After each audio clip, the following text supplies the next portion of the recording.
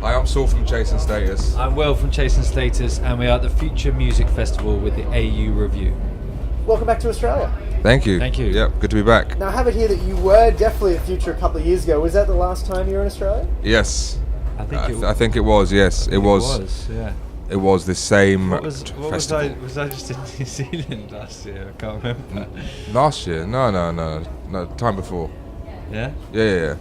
We haven't been out this far Australia, for time, yeah. Yeah. I remember because I thought, have I been to Brisbane before? And then we got to the hotel and I remembered locking myself out of my room.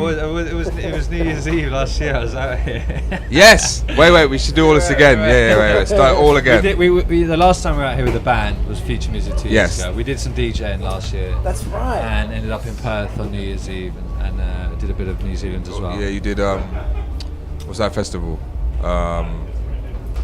The one in the wine thing. In Gisborne. Yeah. There's lots Rhythm of of Vines. Rhythm of Vines. Rhythm of Vines. Yeah. That's really good. Oh, fantastic. Well, that would have been an interesting night.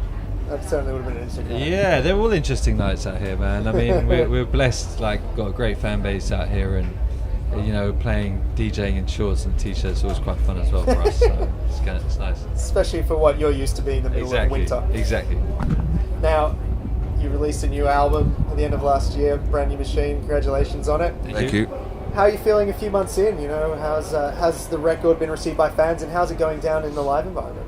Yeah, I mean, I'm really proud of the record. It definitely takes us back to where we're from, what we're about, what inspired us. That's the base. The basis of this record is inspiration and nostalgia and everything about the '90s that got us into music in the first place. And yeah, it was nice to make an album purely from the heart and like that. And yes, it's good reception, and it's been going out really well on the tour we just did recently, the end of last year, and the DJ sets. And yeah, really happy with it, man. And so many collaborations on the record as well with legends of the industry, namely Nile Rodgers. But how does something like that come about? Do you reach out to them and say, we'd love you to be on this track, or is it different each time? It's different each time, but I think the one common factor is that we generally have a relationship with all the people we work with. It's not really a case of just managers emailing managers. We find that it never really works out. It always sort of breaks down, and unless you have some kind of connection with the artist you're featuring, there's just no real vibe to the project. So Nile Rodgers actually came up to us in Ibiza, strangely enough, and said, I'm a big fan of you guys, really want to get in the studio, which is quite surreal for Nile Rodgers to come and say that to you. So we got in the studio immediately, obviously, after hearing that. And it was the same with everyone else, all the new talent. We met them, we came across their music and made sure we met them and instantly gelled with everyone we worked with. And it just helps make the process a bit more kind of fun for us and a bit more organic, really. Well, yeah, there's nothing artificial about it. Exactly. Yeah, exactly. It's not about sort of wish lists and who's big right now. It's literally just about who's amazing as a performer and an artist, and who's cool as well, and we can just jam with. And festivals like this are a good opportunity too to discover new talent and meet new bands. Yeah, I mean, to be fair, if you look at the lineup, there's not much new talent on there that you haven't heard of. There's quite a lot of people who've been doing extremely well. And but yeah, I mean, for instance, on our stage, Knife Party presents the Haunted House stage. We know pretty much every single person on there, like, personally. It's nice to travel around and see some people you don't often see, like Bauer. He lives in New York. It's nice to see people like him on the road and stuff. So it's a nice vibe out here, definitely. And you get to travel around with them for 2 weeks as well. Which is everyone's dream. Travel around with me for 2 weeks. And are you doing the Asian one as well? Yep, we do Kuala Lumpur. I believe that's on the 15th. And last time we did that as well. I didn't know what to expect, so it was a great show, and I'm looking forward to it this time. Yeah, what is that part of the world? How does that part of the world treat you? They're very receptive. The crowd is extremely receptive. You might think people be a bit more reserved because of what we're used to. Yeah. But no, they knew all the words, singing along, going mad, like really responding to Rage's, chants and stuff. And it was great. So at a festival like this, what makes a good crowd for you? When you get out there, how do you know it's going to be a good crowd?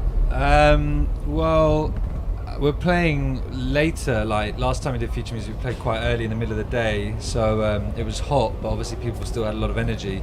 It's going to be interesting to see after a long day with so many amazing acts, if people could still stand up. Like we already spoke to some people that said it was ridiculously hot today, and they look quite tired. But So hopefully there'll still be a lot of energy left. I think there will be, and just a nice mix of people. Like we get a lot of kids going nuts at some of our shows, a lot of kind of mosh pitting and stuff, which is really cool. But it sometimes it can get a bit out of control, and it can kind of like ruin the whole point of just being there, which is more for the music, So if you get a nice mix, a nice balance of kind of wild kids just going nuts, but then a bit of the love as well, a bit of the sort of the vibesy kind of clubby thing that we bring to it.